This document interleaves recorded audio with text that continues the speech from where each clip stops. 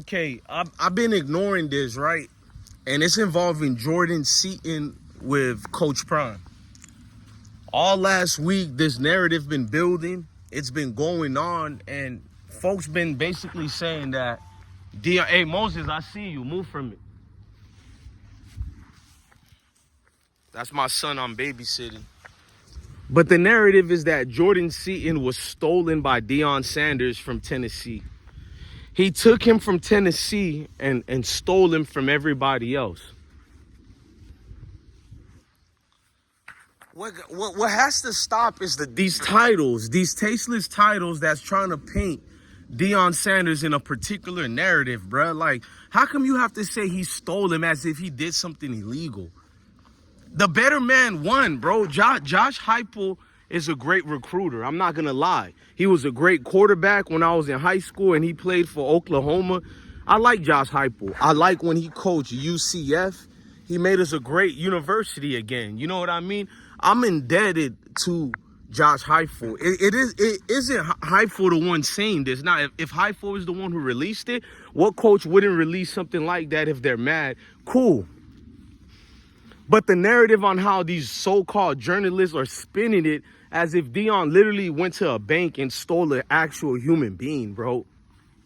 Jordan Seaton was going to pick the better school regardless. And Colorado, compared to Tennessee and what they're building, it was a better chance for him to A, probably make more money, B, get more recognition and fame, especially as an offensive lineman. When you got people like Trent Williams, he could be the next Trent Williams. You know, the offensive linemen who, look, this is going to be some Diddy stuff, but it's being truthful. Offensive linemen aren't known for their looks, but Trent Williams has made it fashionable to be an offensive lineman. He's the cool guy who could get the broads. He could be, the modeling gigs, and that's who Jordan Seaton is.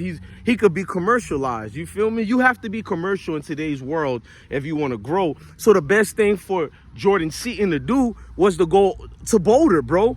No disrespect to anybody at Tennessee. I actually like Tennessee. I like their quarterback, Nico. You know what I mean? I like everything about Tennessee.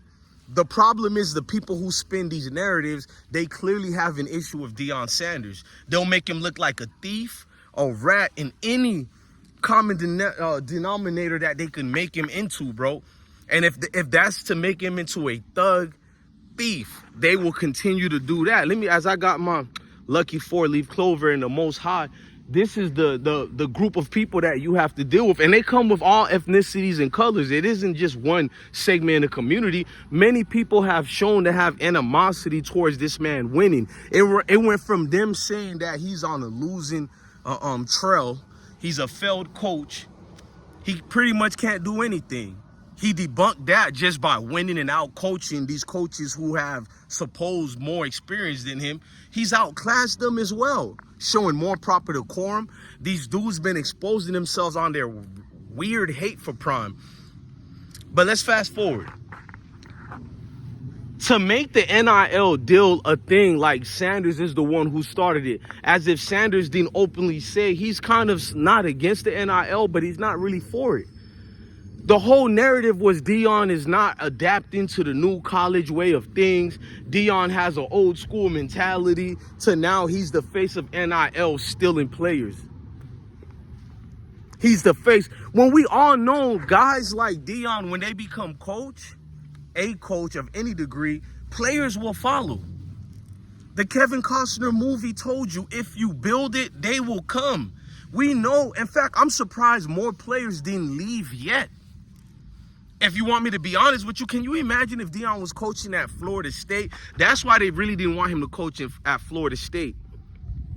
That would be too much power for Deion. To have a big program like Florida State Seminoles, and you're at the bedrock and cornerstone of football, which is the great state of Florida.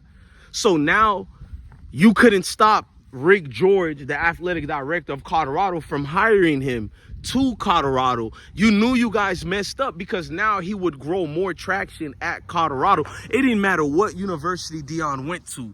I think he proved it when he went with JSU.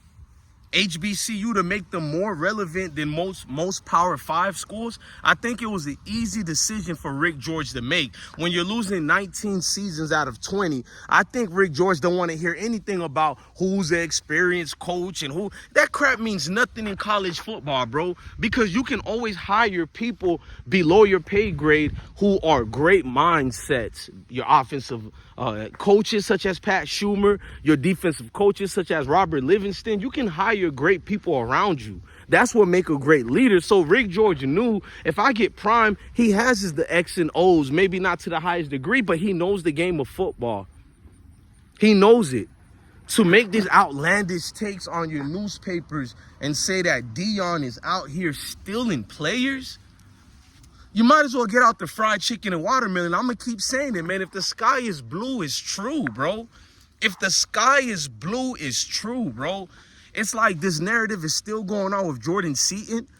When other coaches win the recruiting battles, you don't hear the same thing. Like when we seen Georgia quarterback Dylan Raiola, who moved from California all the way to Georgia because he committed to Georgia. He wanted to get acclimated to the great state of Georgia. He went all the way to Buford, Georgia high school, and everybody just knew he was going to Georgia. And I did a whole video telling y'all, nope, Matt Rule bought him already. They bought Dylan Raiola. They bought him, bro. Literally bought him. Where was the same outlash about Matt Rule is stealing players?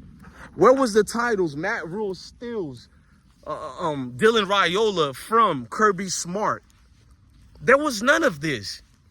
It was a great coach. Wow, he's in his second season and he's already starting with the recruiting trail up towards his trajectory, blah, blah, blah, blah, blah, blah, blah, blah, and more blah, blah, blah, and wow, tremendous. Well, shut up. Sounds about Mayo. We know that there's different narratives being spun for different coaches, man. Matt Rule should be fired right now. Can we be honest? To lose by over 50 points, can you imagine if Colorado gets outscored 50 something to 7? It was 57-7. That's more than 50 points. Yes, we lost great games, but we've never been blown out like that. Never. Even when Nebraska beat us, it was nowhere close as what Indiana did to the Nebraska Cornhuskers. Like, get out of here, man. But these narratives only get projected at certain coaches, bro. I'm always going to have these conversations and I'm going to talk about it because if I don't, it would only be their narratives out there because who else to speak about this? I sit back and I wait for others. Shout out to my brother Big Snacks. I seen he covered this as well as far as the cheating as well.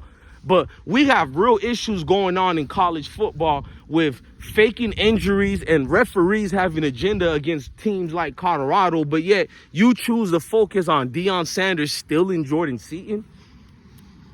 But you guys were applauding Jordan Seaton when he decided. Remember, he didn't know if he was going to fully commit yet after already committing. And we thought he was going to flip and leave us.